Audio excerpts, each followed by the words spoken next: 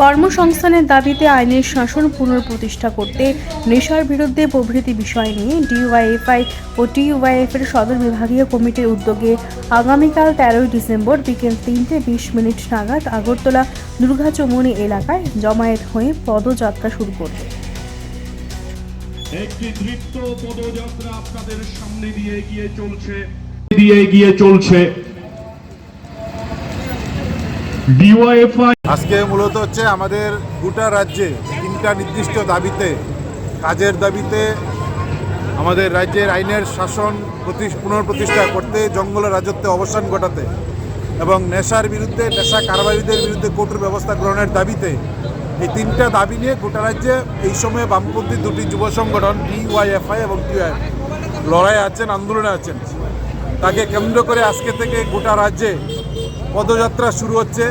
নানা অংশের মানুষকে যুক্ত করে মানুষের কাছে আমাদের বক্তব্য নিয়ে যাওয়া, এই প্রশ্নে সদর বিভাগীয় কমিটি ডিওয়াইএফ এবং টিওএফ আজকে এই পদযাত্রা সংগঠিত করছেন।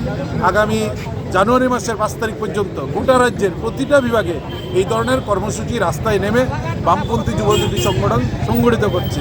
আমরা দেখছি গোটা রাজ্যের একদিকে বেকাররা অন্য হয়ে ঘুরছে, দরজায় দরজায় সরকার শাসক দল নেশার সামগ্রী পৌঁছে দিচ্ছে। তার সঙ্গে হচ্ছে শিক্ষিত বেকার যুবক যুবতীদের সঙ্গে আমাদের রাজ্যের মহাকরণে বসে মন্ত্রীরা প্রতিদিন প্রতারণা করছেন। একদিকে মহাকরণে বসে যে প্রতারণা করছেন তার নিন্দা জানাচ্ছি, এবং রাজ্যের শিক্ষক নিয়োগের যে টিআরবিটি, তারাও একটা স্বশাসিত সংস্থা হয়ে বিজেপির লেজুরবৃত্তি করছেন। বিভিন্ন দপ্তরে নিয়োগের বিজ্ঞপ্তি দিচ্ছেন আর বিজ্ঞপ্তি বাতিল করছেন। বেশ কিছু দপ্তর ইন্টারভিউ নিয়েছেন, এখন নিয়োগ করছেন না।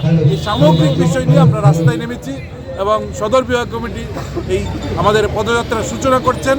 আর প্রায় 15 দিন যাবৎ এই পদযাত্রা গোটা রাজ্যে সংগঠিত হবে।